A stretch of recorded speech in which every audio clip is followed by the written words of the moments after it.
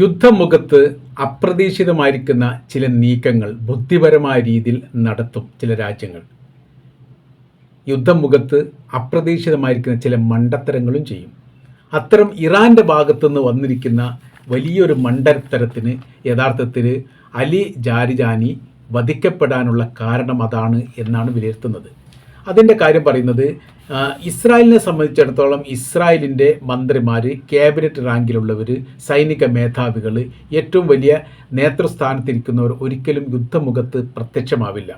പ്രത്യക്ഷമാവുകയാണെങ്കിൽ വലിയ വൻ സുരക്ഷയോടുകൂടി മാത്രമാണ്. അപൂർവമായിട്ടാണ് ഗാസ സന്ദർശനത്തിന് ഇസ്രായേലിൻ്റെ മുൻ പ്രധാനമന്ത്രിയായിരിക്കുന്ന നെതന്യാഹു സംബന്ധിച്ചത്. അപ്പോൾ അവർ സംബന്ധിക്കാൻ ആ സമയത്ത് വലിയ സുരക്ഷാ സംവിധാനം ഒരുക്കിയിട്ട് അപ്രതീക്ഷിതമായിട്ട് വരുന്നു, അപ്പോൾ തന്നെ തിരിച്ചു പോരുന്നു. ഈ രീതിയിലാണ് ചെയ്തത്. കഴിഞ്ഞ ദിവസം ഖുദ്സ് ദിനാചരണവുമായിട്ട് ബന്ധപ്പെട്ട് കഴിഞ്ഞ വെള്ളിയാഴ്ച ഇറാൻ്റെ തലസ്ഥാനമായിരിക്കുന്ന തെഹ്റാനിൽ ഇറാൻ പ്രസിഡൻറ്റും അതോടൊപ്പം തന്നെ സൈനിക മേധാവിയും പങ്കെടുത്തു. അപ്പോൾ സൈനിക മേധാവായിരിക്കുന്ന അലി ലാരിജാനിയുടെ ചിത്രകാര്യങ്ങളും അവരുടെ ഒപ്പം ആളുകൾ കൂടി നിൽക്കുന്ന ചിത്രങ്ങളൊക്കെ അതിനോടനുബന്ധിച്ച് തന്നെ പുറത്തു വന്നതാണ്. ഇറാൻ്റെ പ്രസിഡന്റ് മസൂദ് പെഷഷ്കിയാൻ ഉണ്ടായിരുന്നു, വിദേശകാര്യമന്ത്രി ഉണ്ടായിരുന്നു എന്ന് പറയുന്നു. പക്ഷേ അദ്ദേഹത്തിൻ്റെ ചിത്രങ്ങളൊന്നും പുറത്തു വന്നിട്ടില്ല.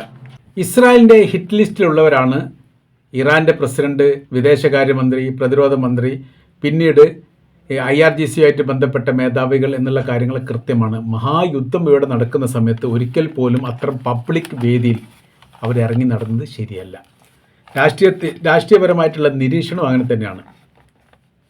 ഈ യുദ്ധവുമായിട്ട് ബന്ധപ്പെട്ട കാര്യത്തെക്കുറിച്ച് ചർച്ച ചെയ്യുന്ന രാഷ്ട്രീയ നിരീക്ഷകർ ഈ വിഷയവുമായിട്ട് ബന്ധപ്പെട്ട് പറയുന്നത് മണ്ടത്തരം പറ്റി എന്നുള്ളതാണ്. അങ്ങനെ ഒരിക്കലും അവർ ചെയ്യാൻ വേണ്ടി പാടില്ല. കാര്യമെന്ന് പറഞ്ഞാൽ ഈ പ്രകടനം നടക്കുന്നതിനോടനുബന്ധിച്ച് തന്നെ ഇസ്രായേൽ ഇറാനെ ആക്രമിച്ചിട്ടുണ്ട്. ഒരു ബോംബ് സ്ഫോടനം നടക്കുന്ന ശബ്ദവും അതിൻ്റെ പുകപടലങ്ങളും ഈ പ്രകടനത്തോടൊപ്പം മുദ്രാവാക്യം വിടിയോടൊപ്പം തന്നെ കാണാൻ വേണ്ടി സാധിക്കുന്ന തരത്തിൽ റിപ്പോർട്ട് പുറത്തു വന്നു. അതിൻ്റെ വീഡിയോ തന്നെ പുറത്തു വന്നതാണ്. അപ്പോൾ അങ്ങനെ വരുന്ന സമയത്ത് അവരെ ഒരു നേതൃത്വ നിര സുരക്ഷിതമല്ലാത്ത രീതിയിൽ സാധാരണക്കാരോടൊപ്പം ഈ യുദ്ധമുഖത്ത് നടക്കുക എന്ന് പറഞ്ഞാൽ വലിയ പ്രയാസമാണ്. ഇസ്രായേലിലേക്ക് നോക്കൂ, ഇസ്രായേലിലെ ഒരു മന്ത്രിമാരോ അത്തരം ഔദ്യോഗിക സ്ഥാനത്തിരിക്കുന്ന ഒരാൾ പോലും പുറത്ത് കാണില്ല എന്ന് മാത്രമല്ല, അത് ബങ്കറുകൾക്കുള്ളിലെ ബങ്കറുകളിലാണ് അവർ താമസിക്കുന്നത്. ഒരു ബങ്കർ കഴിഞ്ഞാൽ പിന്നെ അടുത്ത ബങ്കർ തായ്വാരത്ത്. അങ്ങനെയാണ് അവരെല്ലാ രീതിയിൽ രാജ്യത്ത് സംബോധന ചെയ്യുന്ന സൈനികർക്ക് നിർദ്ദേശം നൽകുന്നതെല്ലാം ഈ ബങ്കറിൻ്റെ താഴെയുള്ള ബങ്കറിൻ്റെ ഉള്ളിൽ വെച്ചാണ്. അപ്പോൾ അത്രക്ക് അവരുടെ സുരക്ഷാ സംബന്ധമായിരിക്കുന്ന കാര്യത്തിൽ അതീവ ശ്രദ്ധ കാണിക്കുന്നുണ്ട്. അങ്ങനെ കാണിക്കുന്ന സമയത്ത് അമേരിക്കയെ പോലെയുള്ള വലിയ രീതിയിലുള്ള ചാര സംവിധാനമുള്ള ഒരു രാജ്യത്തോട് ഏറ്റുമുട്ടുന്ന സമയത്ത് ഒരിക്കൽ പോലും അങ്ങനെ ഇറങ്ങി നടന്നതോ അങ്ങനെ ആളുകളോടൊപ്പം ചേർന്ന് നിന്നതോ ശരിയല്ല എന്നുള്ളത് തന്നെയാണ് ഇപ്പോൾ മനസ്സിലാക്കാൻ വേണ്ടി പറ്റുന്നത്. എന്താണ് അവിടെ സംഭവിച്ചത് എന്നതിനെക്കുറിച്ച് നമ്മൾ നോക്കാം. ഈ സംഭവം നടക്കുന്നത് ഖുദ്സ് ദിനം കഴിഞ്ഞ വെള്ളിയാഴ്ചയാണ്. വെള്ളിയാഴ്ചയോടനുബന്ധിച്ച് തന്നെ ചാര വിഭാഗങ്ങൾ, ഇപ്പോഴും മൊസാദിൻ്റെ വിഭാഗങ്ങൾ ഇറാനിലുണ്ട് എന്നാണ് അനുമാനം. ഏജന്റുമാരെ അവർ ഇസ്രായേൽ ഒന്നുകൂടി സജീവമാക്കി. അതോടൊപ്പം തന്നെ ചാര ഉപഗ്രഹ കണ്ണുകൾ നിരീക്ഷിക്കുകയും ചെയ്തു. അഥവാ ഈ പറയപ്പെട്ട അലി ജാരിജാനി വന്നത് കണ്ടിട്ടില്ല എവിടെ നിന്നാണെന്നുള്ളത്, പക്ഷേ ജനങ്ങൾക്കിടയിൽ ഉണ്ട് എന്ന് മനസ്സിലായതോടുകൂടി ഈ മേഖല അപ്പോൾ തന്നെ സജീവമായി. ചാര ഉപഗ്രഹം സജീവമാകുന്നു, ഏജന്റുമാർ സജീവമാകുന്നു. പിന്നീട് ഇദ്ദേഹം എങ്ങോട്ടാണ് പോകുന്നത് എന്ന് കൃത്യതയോടുകൂടി മനസ്സിലാക്കാൻ വേണ്ടി സാധിച്ചു എന്നുള്ളിടത്താണ് ഇറാൻ്റെ പരാജയം, ഇസ്രായേലിൻ്റെ വിജയം. ഇദ്ദേഹം ഇതിന് മുൻപ് തന്നെ 5 ദിവസം മുൻപ് വീണ്ടും പ്രത്യക്ഷപ്പെട്ടതായിരിക്കുന്ന ഒരു വിവരം പറയുന്നു. കാരണം പബ്ലിക്കിലൂടെ ഇറങ്ങി നടക്കുക എന്നുള്ള ഒരു രീതി, ഒരു രാജ്യത്തെ തന്നെ നിയന്ത്രിക്കുന്ന ഏറ്റവും വലിയ നേതാവ്, ലീഡർഷിപ്പുള്ള വ്യക്തി, അങ്ങനെ ഒരു സ്വതന്ത്ര കാഴ്ചപ്പാടോടുകൂടി അവരുടെ ആ യുദ്ധഭൂമിയിലൂടെ നടക്കുക എന്ന് പറഞ്ഞാൽ ശരിയല്ല. കാര്യമെന്ന് പറഞ്ഞാൽ യുദ്ധം ഏറ്റവും കൂടുതൽ അപായം സൃഷ്ടിച്ചതും ഇസ്രായേൽ എപ്പോഴും ആക്രമിക്കുന്നതും തലസ്ഥാനമായിരിക്കുന്ന തെഹ്റാനെ കേന്ദ്രീകരിച്ചുകൊണ്ടാണ്. ഈ പ്രകടനം നടന്നതും ഇദ്ദേഹം പ്രത്യക്ഷപ്പെട്ടതും ഇവിടെയാണ്. ഇദ്ദേഹം അദ്ദേഹത്തിൻ്റെ കൊട്ടാരം സാദൃശ്യമായിരിക്കുന്ന ഒരു വീടിൻ്റെ അകത്തേക്ക് പ്രവേശിക്കുന്നതായിരിക്കുന്ന വിവരം കിട്ടിയിട്ടുണ്ട് എന്നാണ് പറയുന്നത്. പിന്നെ ഈ മേഖല കേന്ദ്രീകരിച്ചുകൊണ്ട് നിരീക്ഷണം നടത്തുകയും ഏറെക്കുറെ ഇത് കൃത്യമായ രീതിയിൽ മനസ്സിലാക്കുകയും ചെയ്തു. മനസ്സിലാക്കിയതിൻ്റെ അടിസ്ഥാനത്തിൽ ഇസ്രായേൽ ബോംബിടുന്നു. അത് കൃത്യമായിരുന്നു. ആ ബിൽഡിംഗ് തകർന്നിട്ടുണ്ട് എന്ന് പറയുന്നു. അലി ജാരിജാനിയോടൊപ്പം തന്നെ മറ്റൊരു സൈനിക കമാൻഡർമാർ 3 അതിൽ കൂടുതൽ സൈനിക കമാൻഡർമാർ കൊല്ലപ്പെട്ടിട്ടുണ്ട്. മറ്റ് ചില ആളുകളും കൊല്ലപ്പെട്ടിരിക്കുന്ന വിവരങ്ങളാണ് പുറത്തുനിന്ന്. ഏകദേശം ഒരു 8 അതിനോടനുബന്ധിച്ചോ ആളുകൾ മരിച്ചിട്ടുണ്ടാവാൻ സാധ്യതയുണ്ട് എന്ന് വിലയിരുത്തുന്നു. അപ്പോൾ ഇങ്ങനൊരു സംഭവം നടക്കാനുള്ള സാഹചര്യങ്ങൾ ഇറാൻ സൃഷ്ടിച്ചതിൽ വലിയ രീതിയിലുള്ള വിമർശനം ഇപ്പോൾ നടക്കുകയാണ്. അങ്ങനെ ഒരിക്കലും ചെയ്യാൻ വേണ്ടി പാടില്ല. അതീവ ഇപ്പോൾ ആയത്തുള്ള അലി ഖംനായി എന്ന് പറയുന്ന സുപ്രീം ലീഡർ അത് ഒരു പക്ഷേ അപ്രതീക്ഷിതമായിരിക്കുന്ന ഒരു ആക്രമണത്താൽ മരണപ്പെട്ടു എന്ന് ന്യായീകരിക്കാൻ വേണ്ടി സാധിക്കും. കാര്യം എന്ന് പറയാൻ യുദ്ധം തുടങ്ങുന്ന അന്ന് തന്നെയാണ് ആ സംഭവം നടക്കുന്നത്. കാര്യം എല്ലാം ക്രോഡീകരിച്ചുകൊണ്ട് ഏകോപിപ്പിച്ചുകൊണ്ട് കൃത്യമായ രീതിയിൽ ചതി പോലെയാണ് ഇസ്രായേൽ ഇറാനെ ആക്രമിക്കുന്നത്. അപ്രതീക്ഷിതമായിരിക്കുന്ന ഒരു ആക്രമണമാണ് മുൻപ് കഴിഞ്ഞ മാസം ഉണ്ടായിരുന്നതിന് തത്തുല്യമായ രീതിയിലാണ്, കഴിഞ്ഞ വർഷം ഉണ്ടായിരുന്ന തത്തുല്യമായ രീതിയിലാണ് ഇപ്പോൾ ഈ സംഭവം നടക്കുന്നത്. അപ്പോൾ വളരെ കൃത്യതയോട് കൂടിയിട്ട് എന്ത് ചെയ്യുന്നുണ്ട്, ഇത് കാര്യം നിരീക്ഷിച്ചുകൊണ്ട് ആക്രമണം നടത്തുന്നു. അതൊരു പക്ഷേ കണ്ടെത്താൻ സാധിക്കാത്തതിൽ പരാജയം ഉണ്ടെങ്കിൽ പോലും അത് അപ്രതീക്ഷിതമാണ് എന്ന് പറഞ്ഞു കഴിഞ്ഞിട്ട് അത് ന്യായീകരിക്കാൻ വേണ്ടി സാധിക്കും.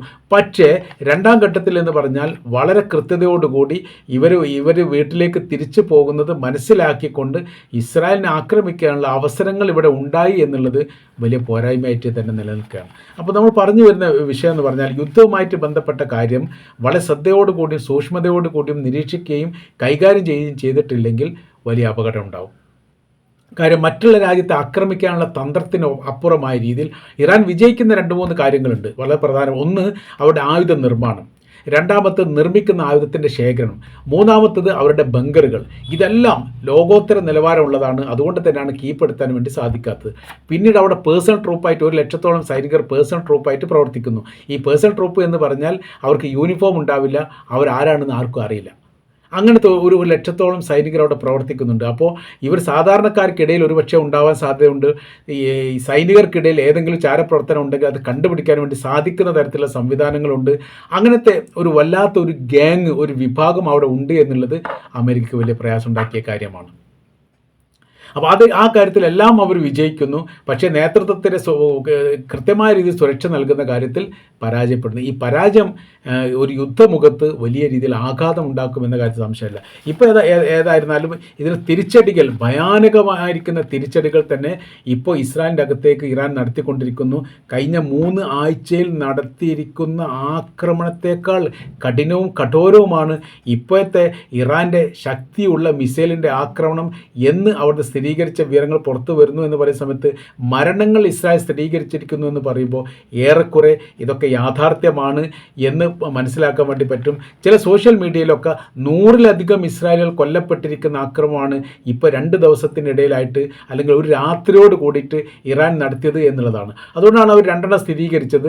കാര്യം എന്ന് പറഞ്ഞാൽ 6-ലധികം ബിൽഡിങ്ങുകൾ അപ്പാടില്ലാതായിരിക്കുന്നു. അത് താമസ ബിൽഡിങ്ങാണ്. അതോടൊപ്പം തന്നെ ബങ്കറുകൾ തകർക്കപ്പെട്ടിരിക്കുന്നു, സൈനിക മേഖല തകർക്കപ്പെട്ടിരിക്കുന്നു, മൊസാദിൻ്റെ സെൻറ്റർ ആക്രമിച്ചിരിക്കുന്നു, അവരുടെ ആയുധങ്ങൾ സൂക്ഷിക്കപ്പെട്ട ഗോഡൗൺ ആക്രമിച്ചിരിക്കുന്നു. അങ്ങനെ നിരത്തി പറയുകയാണ് ഓരോരോ മേഖലയിലും ഏതൊക്കെ തരത്തിലാണ് ആക്രമണം ഇറാൻ നടത്തിയത് എന്ന് ഇപ്പോഴും കൃത്യമായി പറയാൻ പറ്റാത്ത വിധം സീപോർട്ടും എയർപോർട്ടിൻ്റെ മേഖല കേന്ദ്രീകരിച്ച് പോലും ആക്രമണം നടത്തിയിട്ടുണ്ട് എന്ന് പറയുമ്പോൾ ഭയാനകരമായിരിക്കുന്ന ഒരു ആക്രമണത്തിന് തന്നെയാണ് ഇറാൻ തുടക്കം കുറിച്ചത് എന്ന് കൃത്യമായ രീതിയിൽ പറയാൻ വേണ്ടി സാധിക്കും.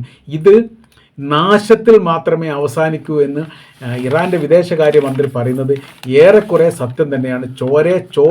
ചോര കൊണ്ട് തന്നെ രക്തം കൊണ്ട് തന്നെ പകരം വീട്ടുക എന്നുള്ളത് ഇറാൻ്റെ ശൈലിയാണ്.